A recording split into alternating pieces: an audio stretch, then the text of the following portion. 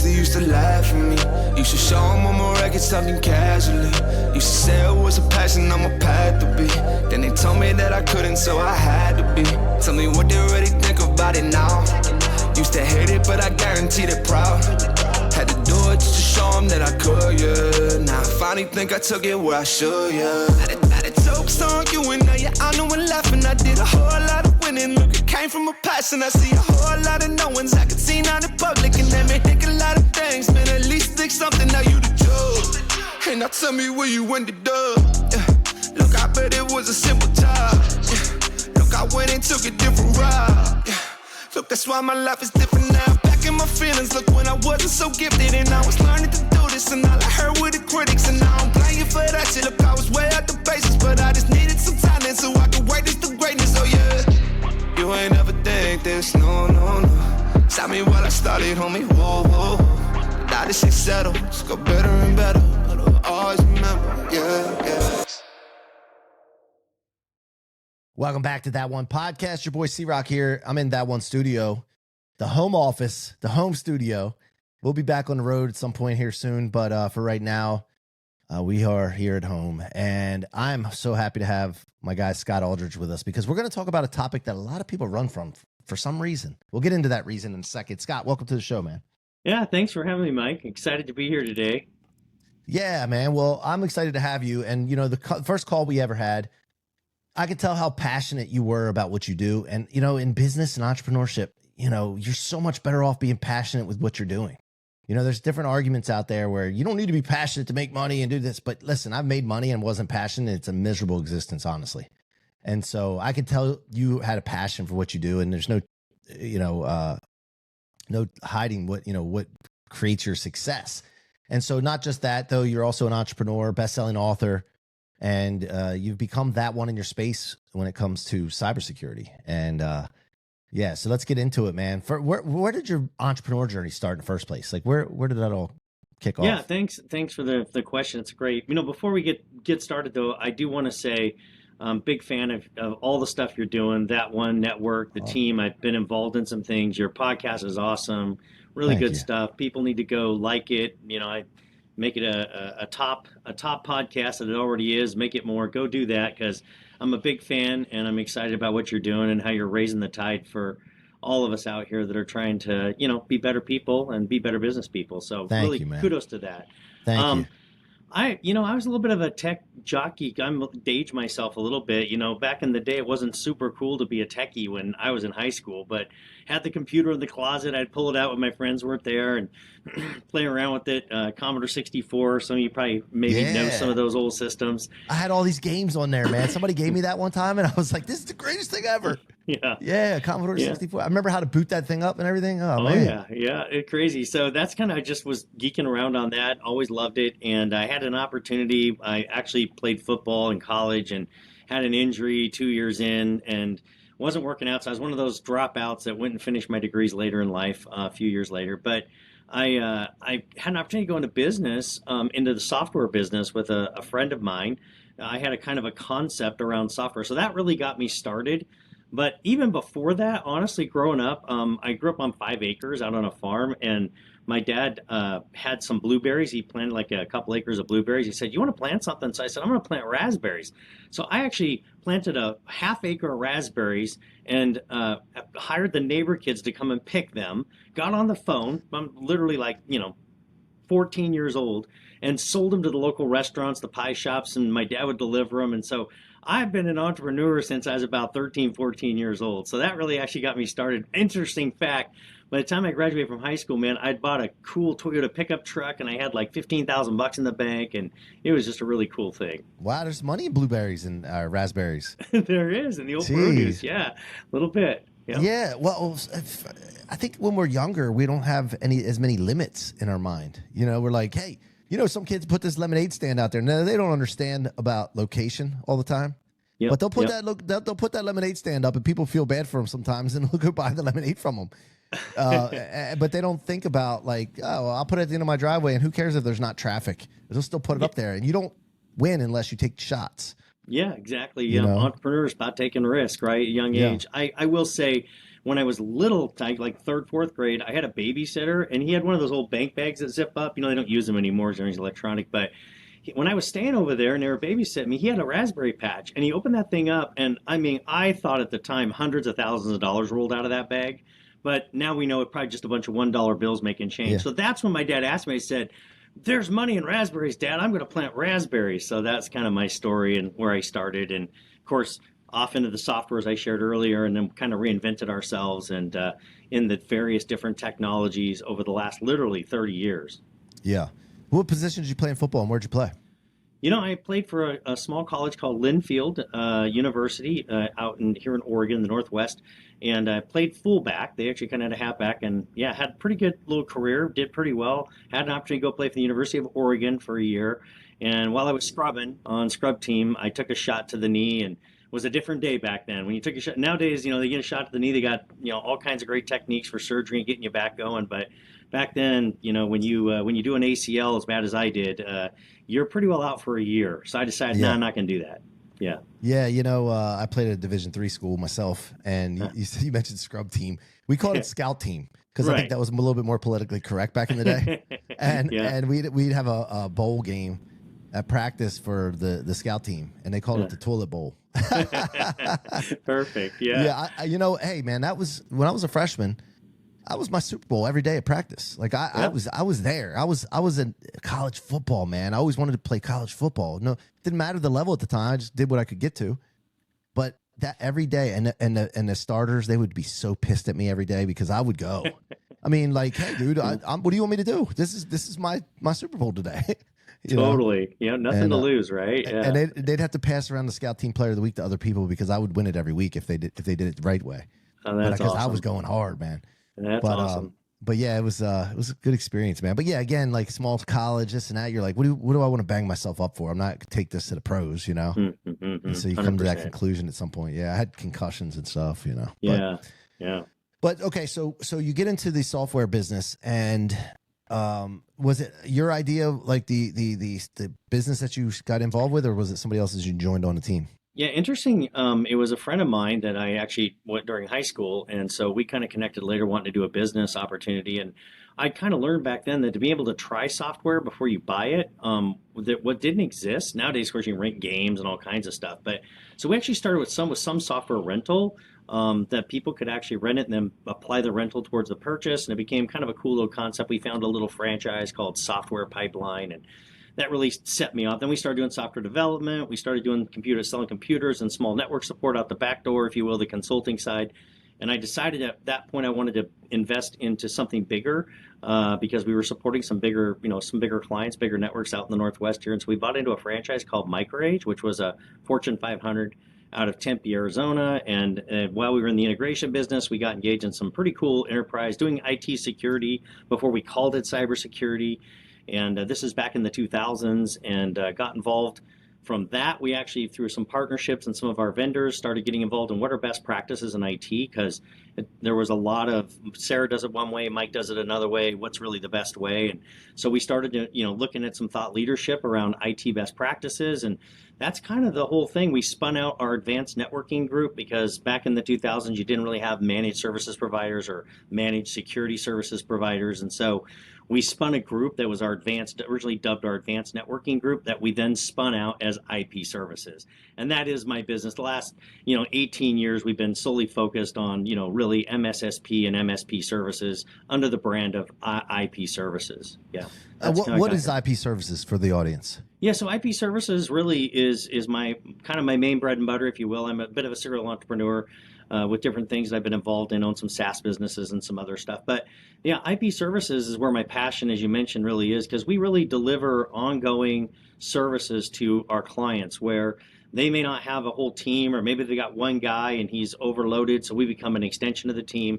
We partner, but we really have a deep expertise in IT best practices, and particularly around cybersecurity, because that's obviously what this is about today, and what I wrote my most recent book on, the Visible Off Cybersecurity book. It really is about keeping your network and your systems safe. That's your number one threat that's out there today.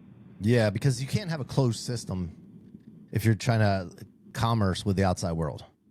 100%. Right? I'm sure there probably are some closed systems that you don't have to worry about security as much, except for internal, actors. Yeah, right? we joke, like the safest way is just turn your computer off. Nobody's going to hack it. I Right, mean, the right. reality is, yeah, closed system, there are some that may not touch any external threats, but even then, you could have potential cybersecurity threats, something that we call in our world, data loss or prevention or exfiltration. In other words, an employee could, even if it was a closed system and not connected to the outside world, they could still move something to a thumb drive or a removable hard drive or whatever. But maybe I could jump to a story real quick, Yeah, Mike. of I think course. might I kind of love bring this stories. home. Yeah. Recently, we were working with a financial services firm. They're not huge, a couple hundred employees, and they had compliance checklists. They had their insurance. They had some training they were doing once a year. They were pretty, confident that they were doing a lot of the right things. And the reality is that one day their senior advisor, Paul, who's their CFO, he gets a message, right, an internal message on their teams that says, "Hey, did you do the wire for the Thompson account? 187 grand." And he's like, same routing number, et cetera, right? Only use this one. And so he made a little change, normal request. The timing was on. So Paul approved it, like Paul's going to do, Whoa, right? whoa, whoa. Hold on. Let me stop you for a second. You said internal on their Microsoft Teams, like messaging? Yeah, he got into a Teams message. He actually was able to get into it. So he's asking him to do this thing, right? And the kicker is that the Teams didn't really come from came from a hacker that had been inside their systems for 7 months. Oh, so this is what man. people don't realize, and so they're thinking, okay, it came through. How did it get in there? How did the guy breach the network? Well, interestingly enough, it started with a printer. So Jeez. all it took was that he was scanning the internet, looking at their exposed systems. There was a default password on a printer that they had, one of their administrators had just set up, and used that basic, open port with admin 12345 because nobody thought to change it, and that's actually allowed. But then he waits. He waits 7 months. This threat actor sat in there for 7 months in this business, and then decides to kick off once he learns a little bit how they communicate, what goes on, how to get an account into Teams, and fake somebody's account. Then the next thing you know, he sent an email CFO to wire the money. Sure enough, made the wire. Of course, it was catastrophic for the business, all because of a stinking printer. And I think that kind of brings it home, right? We trust certain people. We don't understand. We don't realize how patient the threat actors are, how sneaky they are, how they care about small businesses anymore.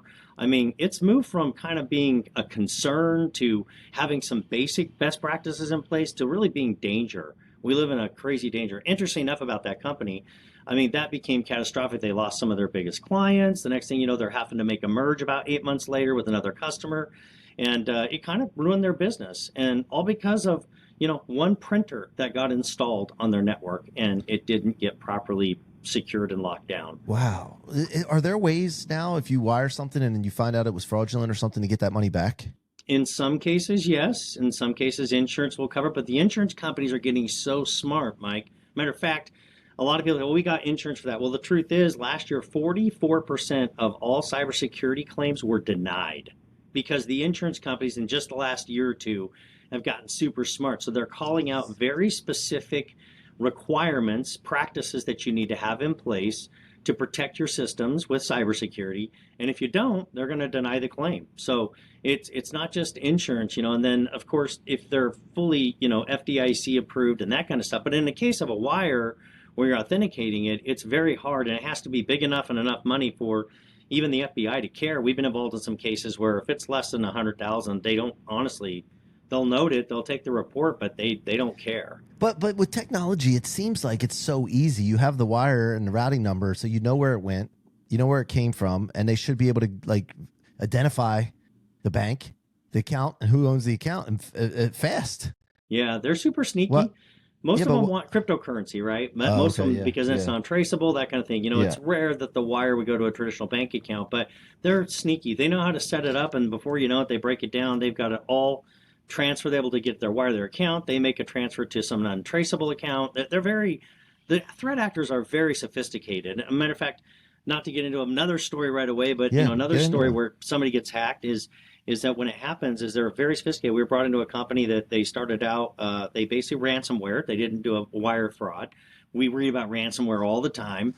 They, of course, got in through an HVAC vendor that was supporting their HVAC system that didn't have secure network. So third parties, people that are connected to your systems really matter. And so a lot of businesses don't think about that. and they crawled into the vendor, and then they encrypted the systems currently, and so they had the black screen of death where it says, you've been encrypted. In order to get the crypto key, contact us at this number. It's the terrible day zero, the worst thing a business could possibly have happen.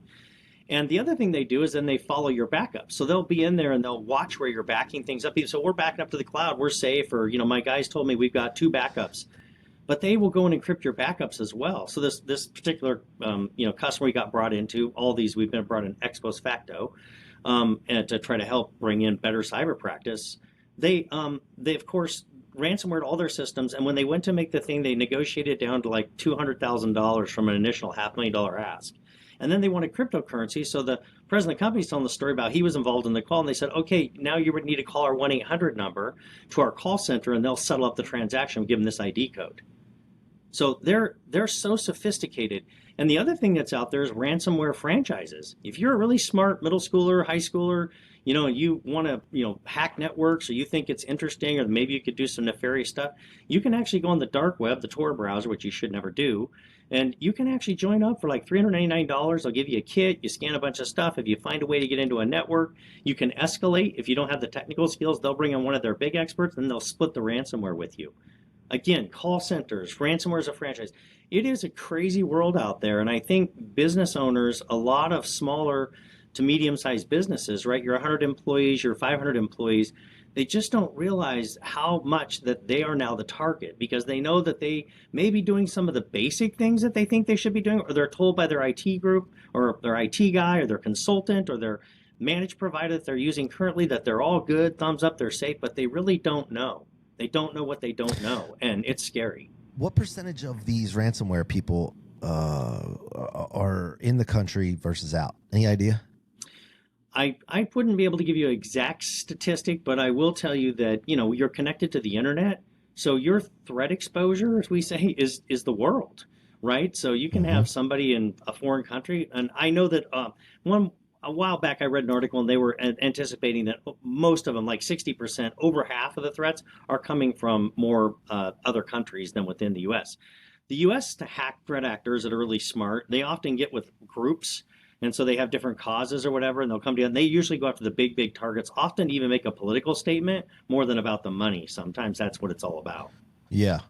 How has this all evolved since you got into tech in the first place? Yeah, great question. When we started, it was just all about, tape backups and making sure if your data got corrupted, it wasn't about really security. So you weren't connecting, what we call now immutable backups or air gap backups, where you have a really protected system and the way that you do backups and how you can restore them.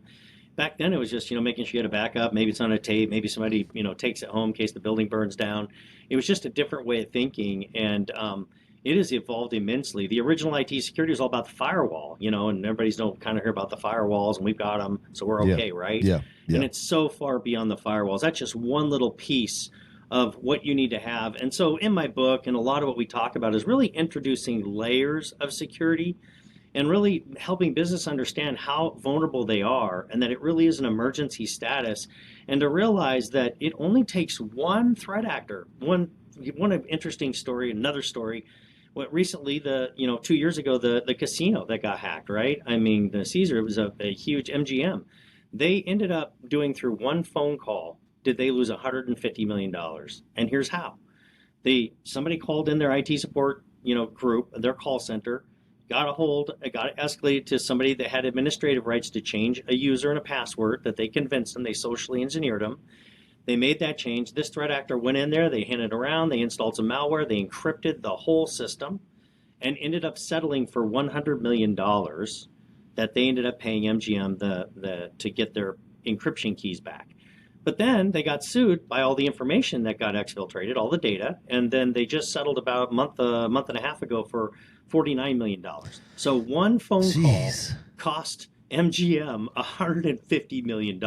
And to think that doesn't happen on a small scale to businesses, small businesses that are honestly even 50, 70 employees, they're going way downstream. And so it is scary out there. How did somebody like MGM or Caesars stop it? Like they pay the money, and then how do they prevent it from happening again and reassure themselves that they got it fixed? Yeah, good point. And in that particular case, right, they got in through a changed password, so they used a known source, if you will, that had administrative rights. So they would have been able to, convince if they'd have done it. But now there are tools, there are layers of tools that you can use that would actually have detected the ransomware malware when it got installed. There are alerting systems that can be installed. But the point, the bigger point a little bit is that not only adding layers to prevent it in the future, the bigger point is that if they're able to get, MGM that spends millions of dollars on IT security and IT systems and all the things, and they have all the resources and some of the smartest cyber people around, right? And yet they are still getting hacked. So one of the themes of the book and in my methodology around layers of security is it's assume breach. Assume it's going to happen. You kind of need to pretend we had the day zero event. I just showed up and it's a black screen and it says all my stuff's encrypted. What do we do? How do we respond? How do we prevent that from even happening and make it really hard in the first place? These are the questions business owners, presidents, vice presidents. It's not an IT problem. This is my big message. It's a business problem. Yeah. Well, it happens on social media all the time. People lose their Instagram accounts or Facebook pages, and they're gone. They rely on that so much, Their livelihoods for a lot of people. Yeah, livelihoods, and it's wild. And then not to mention, okay, so let's talk about personally, individuals. Mm-hmm. What could they do to really protect things? Yeah, so on the individual side of things, one of the things I've been preaching is in the business world, we used to have the antivirus software. So everybody had their, Symantec, Norton, whatever kind of antivirus, and you install it and it's looking for the bad malware. And then it tells you got to do an update because the bad guys, it becomes a little bit of a cat and mouse, right? Then they release a new malware. So you got to do your update to protect it against that. Well, there's a new way to protect your system. It's called endpoint detection response. And it's EDR. And so for individuals, there are some out there, it's more for corporate networks, but it's becoming available to end users. And it listens to an active signal and it will arrest at your desktop. It'll freeze your desktop up before the actual malware gets into your system. So it'll stop it, block it, sometimes freeze your system, but at least nothing got stolen or taken. That's one thing. The other thing is for individuals, more than anything, it's just not being socially engineered, being smart about using strong passwords, using multi-factor MFA, right? Dual authentication. We all have that with our Amazon or whatever. It sends us a code, right? Turn that stuff on. It's a pain. And it's hard to have, really sophisticated passwords, but you can't be using your pet names and your favorite birth date. You just can't do that stuff. You got to use some basic hygiene, as we call it, just being smart. That will take away a big percentage of the potential of you being hacked as a person. And then when you're on Wi-Fi, that's becoming really popular. You got to be smart about Wi-Fi. You got to make sure you're not just logging on freely open to Wi-Fi because there are sniffers, and that's somebody could be sitting across at Starbucks and they actually could be sniffing data on your mobile phone or your laptop. These are pretty easy tools these days to use, and the threat actors or people with bad intentions, they'll do it. So again, being smart about those things. So you have antivirus malware, but then also the EDF, was it? EDR, yeah. EDR. Right. So do they need to work together, or can you just be okay with EDR? Yeah, so EDR really is the new antivirus, is my point. Okay. It kind of replaces it, and like I said, there are some places you can go online, search around a little bit. You'll find it if you look for the right words, as we shared, and you can subscribe to that kind of a service because it's really the new generation of antivirus software. Some of the stuff, there's still antivirus software out there, and some are claiming that they do the things that EDR does, but that's misinformation. They're not as effective because EDR, when you're using an endpoint detection system for bad stuff, it's listening to not just a download of what's active in terms of a threat list or a virus or malware list, but it actually is listening to a big engine that's seeing all the latest threats for like ransomware, and it's actually constantly updating your endpoint automatically. And that's a really big element in how it looks for things.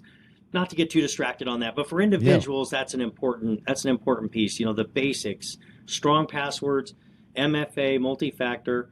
When you're using Wi-Fi networks, try to use your personal hotspot. Don't use, if you're going to use it, it's better if you have some security things turned on. There are some apps you can get right off the app stores that actually will allow you to have a secure, network access. It'll look for any bad things coming through your Wi-Fi.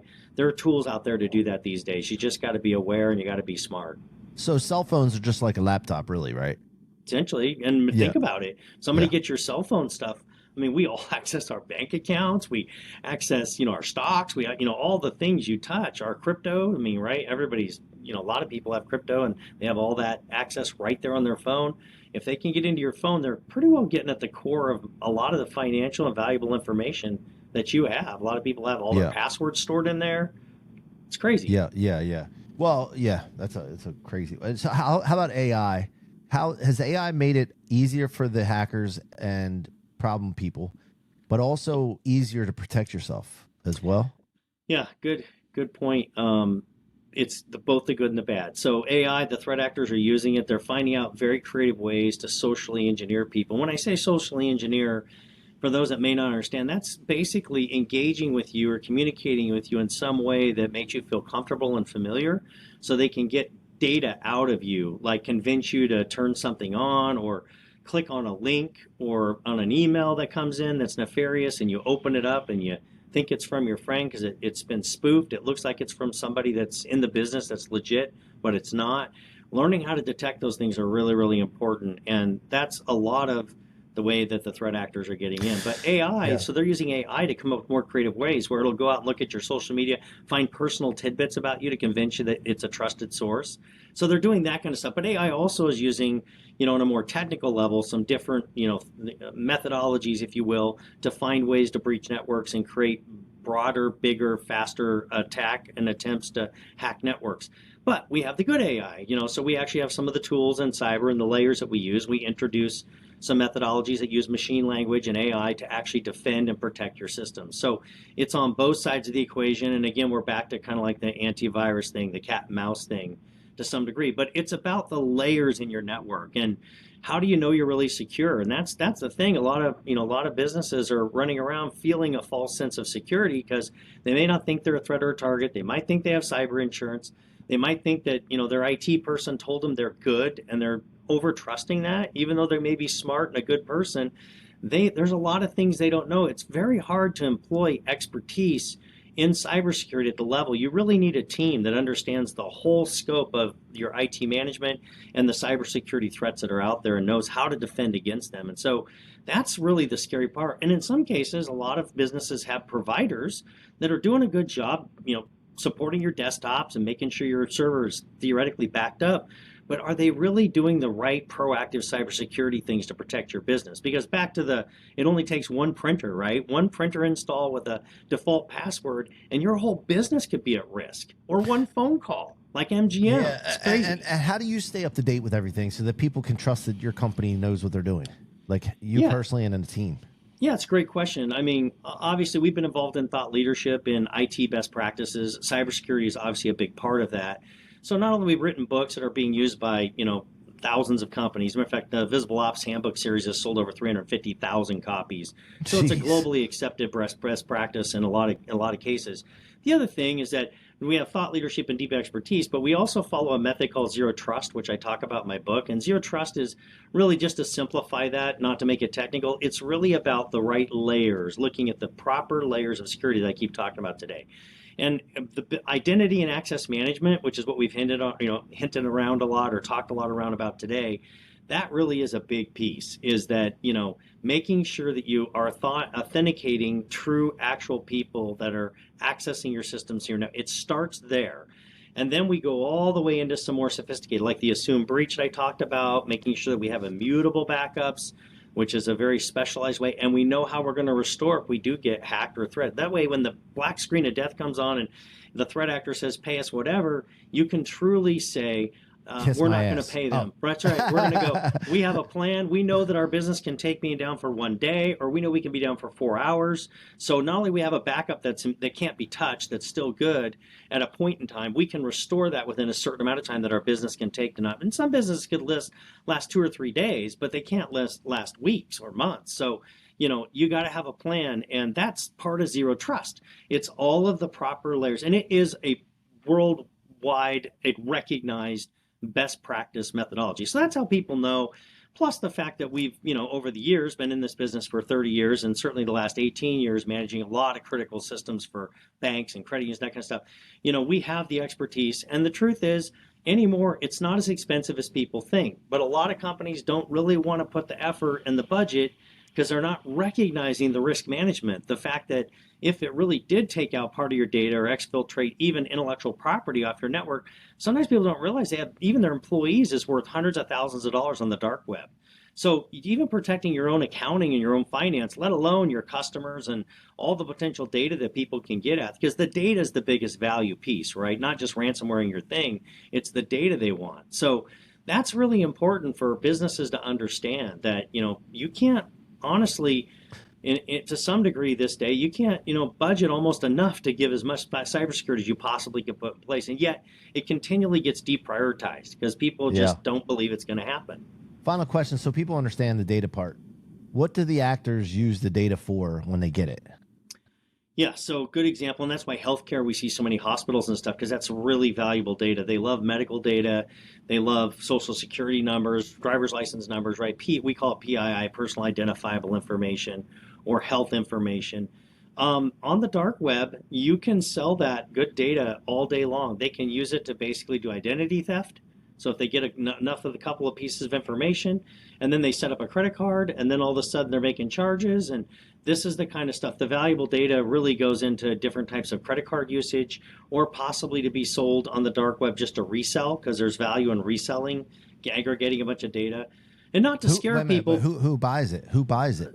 So on the dark web, obviously the threat actors. So people are going to use the data that they buy it. And when I say they buy it, they're usually, very nefarious groups that know how to take the data and use it in multiple different ways. Again, they can use it sometimes to go after the people personally. They can use it to break into their systems. They go deeper and deeper electronically with somebody, maybe to access their phone, those kinds of things, because they have enough data now. They can put some tricks to the trade that they have to be able to break in.